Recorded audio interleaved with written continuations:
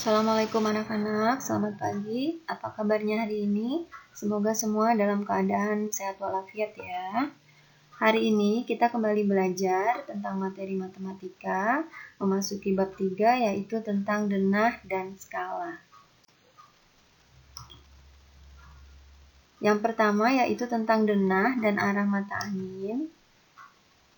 Denah merupakan gambaran yang menunjukkan keadaan suatu tempat atau wilayah tertentu pada bidang datar yang berfungsi memudahkan kita untuk menemukan lokasi sebuah tempat. Nah, ini hampir sama dengan peta ya.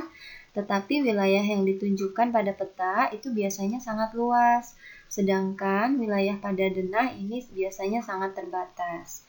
Nah, denah juga biasanya digunakan untuk menggambarkan posisi sebuah ruangan dalam sebuah lokasi tertentu. Perhatikan gambar, ini adalah contoh denah sekolah. Nah, di mana biasanya suatu denah itu terdiri dari bangunan-bangunan, kemudian ruangan-ruangan ataupun nama jalan, seperti yang terlihat pada gambar. Pada denah sekolah ini ada jalan raya, kemudian ada gerbang sekolah. Nah, di dalam sekolah ada ruang kelas, ada ruang guru, musola, kemudian taman bermain, lapangan, dan juga WC.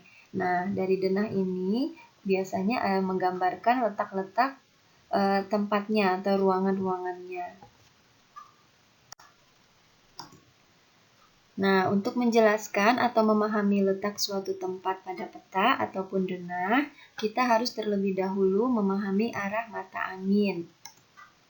Arah mata angin merupakan petunjuk atau pedoman untuk menentukan suatu arah tertentu. Nah, berdasarkan gambar yang ini, dapat kita lihat bahwa antara dua arah mata angin itu membentuk sudut dengan besar tertentu.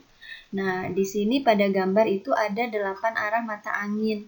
Nah, 8 arah mata angin ini biasanya digunakan pada kompas, pada peta, maupun untuk navigasi. Nah, dari gambar ini terlihat bahwa antara dua arah mata angin itu membentuk sudut dengan besaran-besaran sudut tertentu. Misalnya antara arah utara dan juga timur. Perhatikan arah utara dan juga timur. Nah, panah yang mengarah ke arah utara, kemudian panah yang mengarah ke timur, itu membentuk sudut sebesar 90 derajat. Kemudian perhatikan antara arah timur laut. Mana timur laut? Nah, arah timur laut dan timur, arah timur laut dan juga timur, perhatikan berarti yang panah yang di atas kemudian yang di bawah ya, timur laut dan juga timur, ini membentuk sudut sebesar 45 derajat. Jadi ada yang membentuk sudut-sudut tertentu ya. Kemudian arah antara timur dan juga barat. Nah, perhatikan tanda panah yang menunjuk ke arah timur, kemudian ke arah barat. Nah, ini membentuk sudut sebesar 180 derajat atau membentuk garis lurus ya. Nah, itu dia membentuk sudut sebesar 180 derajat. Kemudian perhatikan antara arah barat laut. Yang mana barat laut? Nah, antara arah barat laut dan juga arah tenggara. Nah, arah barat laut dan juga tenggara ini membentuk sudut juga sama ya, seperti tadi arah timur dengan barat itu membentuk sudut sebesar 180 derajat. Nah, jadi beberapa arah mata angin ini antara dua arah mata angin tertentu itu membentuk sudut dengan besar yang tertentu pula. Seperti itu ya. Nah, selanjutnya bagaimana cara membaca atau menemukan suatu lokasi. Perhatikan gambar di atas. Nah, ini merupakan denah ya, denah.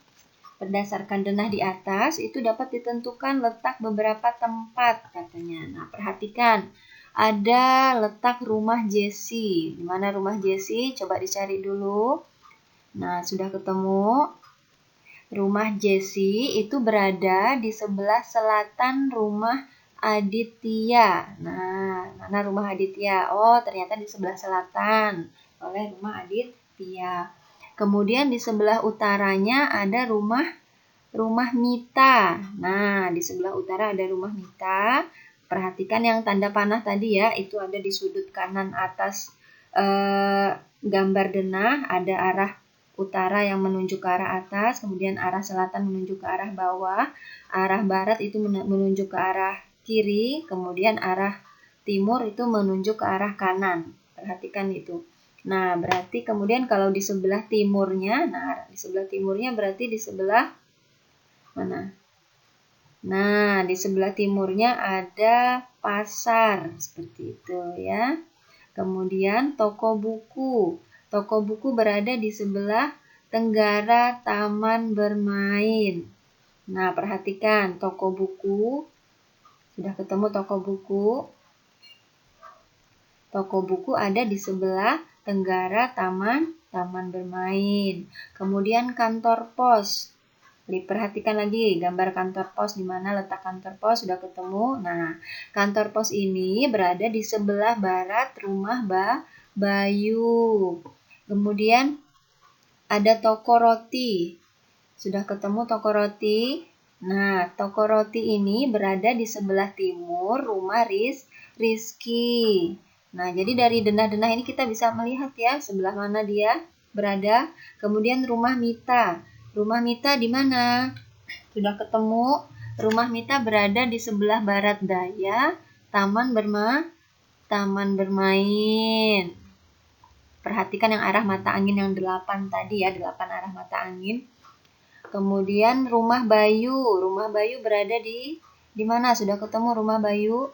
Rumah Bayu berada di sebelah barat laut rumah Jessie. Kemudian di sebelah barat rumah Aditya. Jadi dari denah-denah ini, dari gambar denah ini, kita dapat menentukan letak dari beberapa tempat. Nah, selanjutnya menggambar denah letak benda. Nah, untuk menggambar denah letak benda ataupun rumah, kita harus memperhatikan hal-hal berikut, yaitu menentukan salah satu benda sebagai titik acuan. Jadi, pilih salah satu bendanya untuk menjadi titik acuan. Kemudian, menentukan arah mata angin pada bidang gambar. Jadi, kita menggambar letak-letak bendanya itu dengan menentukan arah mata angin, sesuai dengan arah mata angin. Kemudian, menggambar letak benda yang dimaksud dari titik acuan. Jadi, menggambarnya dimulai dari titik acuannya. Kemudian, menentukan rute perjalanan. Nah, rute perjalanan ini adalah arah jalan yang dilalui seseorang saat menuju ke tempat tertentu. Nah, rute perjalanan dari satu tempat ke tempat lainnya ini dapat dijelaskan dengan petunjuk arah mata angin juga. Untuk menuju ke suatu tempat, kadang-kadang itu tersedia lebih dari satu rute yang dapat kita lalui. Jika ingin cepat sampai di tujuan, maka kita dapat memilih rute yang terpendek, seperti itu. Nah, perhatikan gambar, ada denah lagi. Nah, dari denah ini kita dapat menentukan beberapa rute dari sekolah menuju ke rumah Adit. Nah, berarti kita mau melihat rute dari sekolah menuju ke rumah Adit. Rute yang pertama dari sekolah itu menuju ke arah barat. Perhatikan arah mata angin di gambar ini juga ada ya di sebelah kanan bawah. Nah, dari sekolah menuju ke arah barat itu melalui Jalan Kancil 2 sampai melewati puskesmas. Nah, ada gambar puskesmas. Nah, di perempat jalan belok ke arah utara melalui Jalan Elang 2. Sampai ujung jalan belok ke barat melewati Jalan Kancil 1. Nah, rumah Adit berada di kiri jalan.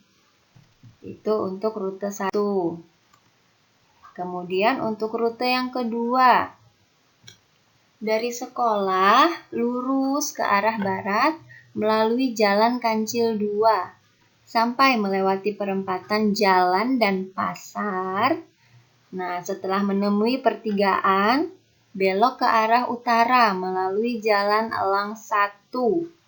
Di pertigaan jalan berikutnya, belok ke arah timur. Nah, rumah Adit berada di kanan jalan. Itu untuk rute yang kedua. Jika sepulang sekolah, Adit ingin segera tiba di rumah, maka Adit dapat memilih rute yang pertama. Karena rute yang pertama itu lebih pendek daripada rute yang kedua. Artinya rute yang pertama itu jaraknya lebih dekat daripada rute yang kedua. Jadi kalau Aditnya pulang lewat rute yang kedua, berarti nanti jalannya akan lebih jauh ya, seperti itu. Terima kasih banyak. Materi hari ini cukup sampai di sini dulu. Kita sambung lagi minggu depan. Jika ada yang belum paham, silakan ditanyakan. Terima kasih banyak. Wassalamualaikum.